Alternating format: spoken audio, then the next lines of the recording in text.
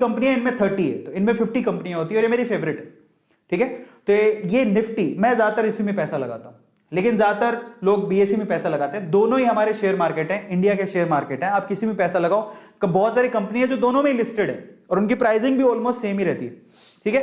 तो बीएसई और एनएसई, अच्छा आप टाइप ऑफ किस तरह से आप लोग यहां पर ट्रेड करते हो जरा उसके बारे में समझ लेते हैं, ये भी समझना जरूरी है।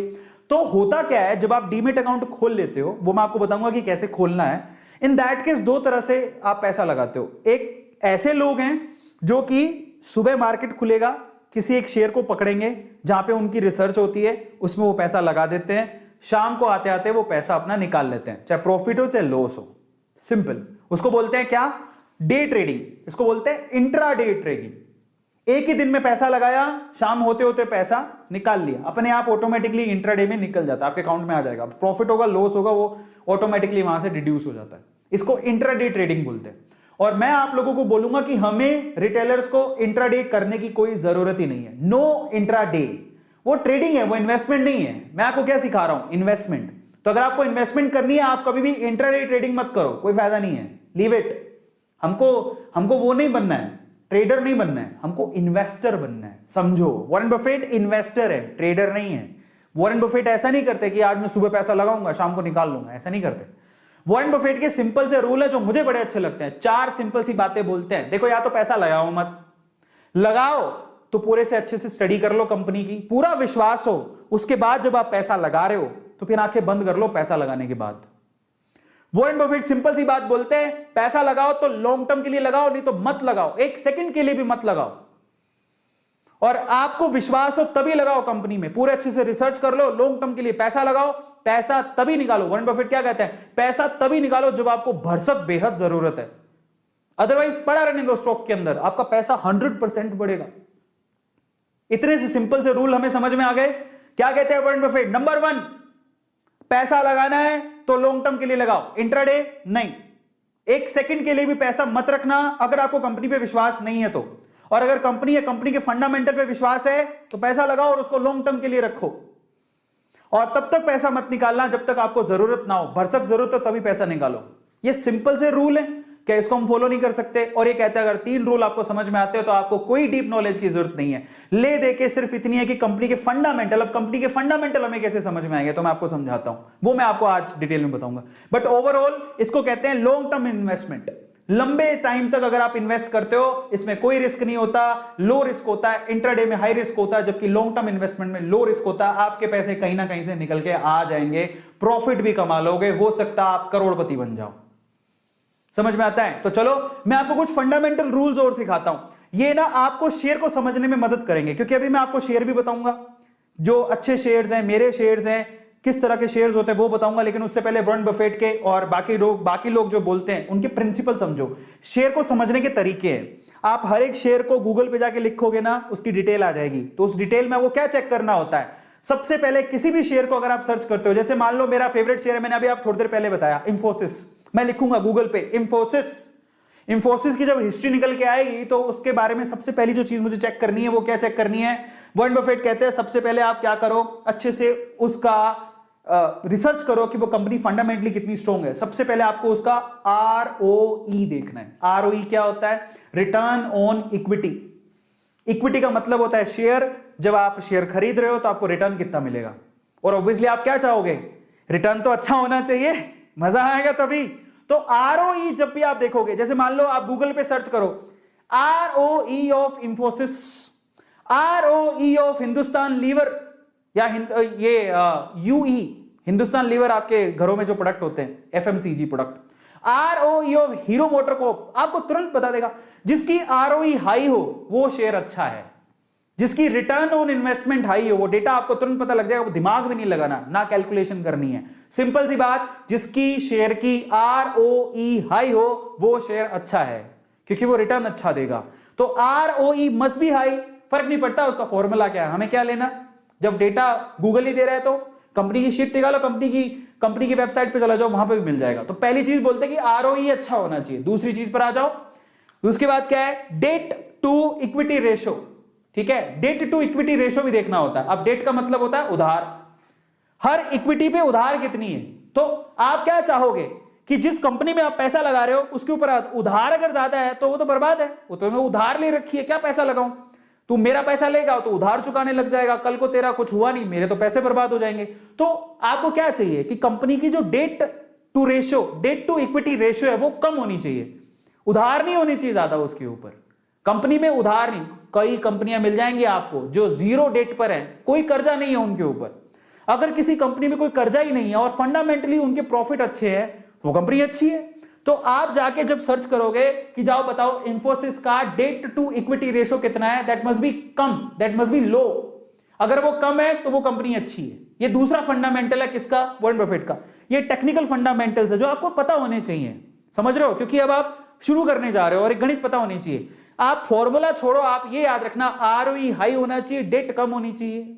तीसरी सबसे इंपॉर्टेंट चीज जो सबसे इंपॉर्टेंट है वो क्या? जो कंपनी प्रोडक्ट बनाती है उसकी प्रोडक्ट की कॉस्ट क्या है और वो कितने में सेल करती है। मान लो प्रोडक्ट की कॉस्ट है 500 रुपए, सेल करती है 1000 रुपए, प्रॉफिट कितने का हुआ? 500 रुपए का। तो product sale minus product cost, profit कितना है? ये है सबसे इंपॉर्टेंट कि कंपनी को प्रॉफिट कितना हो रहा है।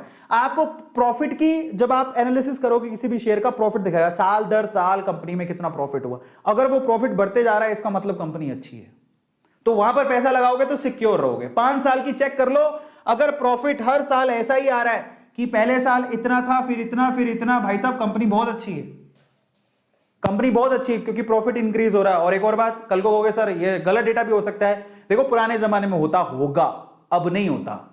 सेबी बैठी है, एक बहुत बड़ी ऑर्गेनाइजेशन है, रेगुलेटरी है इंडिया में। कुछ फर्जीवाड़ा होता है तो कंपनी ब्लैकलिस्ट कर दी जाती है, तो आजकल वो फर्जीवाड़े नहीं होते।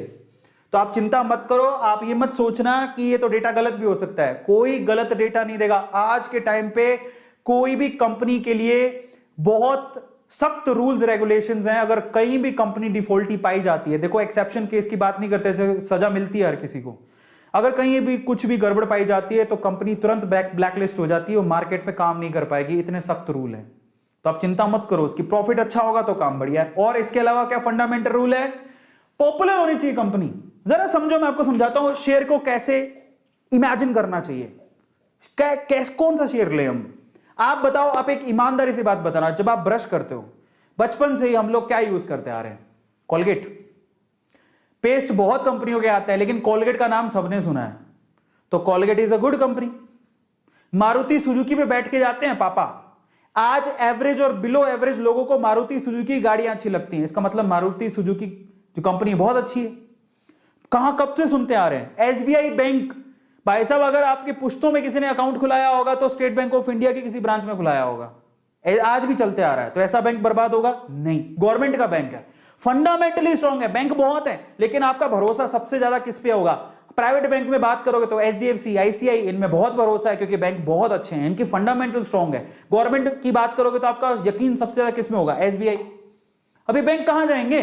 अगर किसी भी प्रोडक्ट की या किसी भी सेक्टर में किसी प्लेयर की इमेज बहुत अच्छी है, काफी लंबे टाइम से वो परफॉर्म है, वो एक प्लेयर है, लंबे समय से चलते आ रहा है, तो डेफिनेटली अगर वो वेल नोन है ना, तो इसका मतलब वो अपने आप एक अच्छी कंपनी है। आईटीसी, आप बताओ आप कौन से कंपनी का पेन यूज करते हो, कौन सी कंपनी की कॉपियों में लिखते हो? ज्यादातर बच्चों घर पे आईटीसी के प्रोडक्ट मिल जाएंगे, आईटीसी की कॉपियां मिल जाएंगी। कोई सिगरेट विगरेट, वैसे स्मोकिंग करनी नहीं चाहिए, अगर आप स्मोकिंग करते हो तो ज्यादातर स्मोकिंग के प्रोडक्ट आईटीसी के हैं, वो टोबैको कंपनी है। बट उसके अलावा आईटीसी के बिस्किट आते हैं, कॉपियां आती हैं, और पता ना जाने आईटीसी के होटल्स भी हैं। आईटीसी इतना डाइवर्स शेयर है, और आईटीसी का शेयर कितने का है? एक शेयर 230 रुपए का। इतनी बढ़िया कंपनी है, हालांकि वो हिलता ही नहीं है, वो 180 से 250 के बीच में रहता है वो शेयर, लेकिन वो फंडामेंटली बड़ी स्ट्रॉन्ग कंपनी है, उसके डिविडेंड बड़े अच्छे होते हैं। डिविडेंड का मतलब होता है अगर आपने शेयर खरीद के रखे हैं तो हर साल जो शेयर होल्डर्स होते हैं उनको वो कुछ ना कुछ पैसा देते हैं पर शेयर, तो एक तरह की कमाई है जो आपको मिलती है, समझो। तो यहां पर अगर कोई फंडामेंटली स्ट्रॉन्ग कंपनी है, अपने आसपास देखो, जरा ढूंढो, कोलगेट किसका है? कोलगेट पाल्मोलिव का है ना। और हिंदुस्तान लीवर के आप इतने प्रोडक्ट यूज करते हो, एफएमसीजी कंपनी है, कहां जाएगी वो कंपनी? इतनी बढ़िया ग्रोथ रहेगी उसकी, वो आज के 10 साल पहले भी थी, 10 साल बाद भी रहेगी। क्या ऐसी कंपनी कहीं जाएगी? नहीं, समझ रहे हो। टीसीएस, इंफोसिस, आप कोई कॉलेज का बच्चा है, कोई आपका भाई कोई इंजीनियरिंग कॉलेज में पढ़ा, उसको पूछ लो आज से 10 साल पहले, 12 साल पहले, 15 साल पहले भी बोलते किधर जाना है? प्राइवेट कंपनी में, इंफोसिस। आज भी इंफोसिस, किधर जाओगे? टीसीएस। 15 साल पहले भी ये बोलते हैं टीसीएस। किधर जाएगा बच्चा? कहां नौकरी कर रहा है? टीसीएस। आप कहां करेगा? टीसीएस। बच्चे की नौकरी कहां लग रही? विप्रो। 15 साल पहले भी ये 3 कंपनी के नाम किसी प्राइवेट कॉलेज में, इंजीनियरिंग कॉलेज में जाके देख लेना, इन 3 कंपनियों के नाम बोले जाते हैं। कहां नौकरी लग गई है? टीसीएस में काम करता है। कहां नौकरी लगी? विप्रो में नौकरी लग गई उसकी। कहां नौकरी लगी? इंफोसिस में नौकरी। इंफोसिस की ट्रेनिंग बड़ी अच्छी मानी जाती है। ये 3 कंपनी के नाम आज से 20 साल पहले भी सुनते थे, आज भी सुन रहे हैं, 20 साल बाद भी सुनेंगे। ये कंपनियां कहां जाएंगी?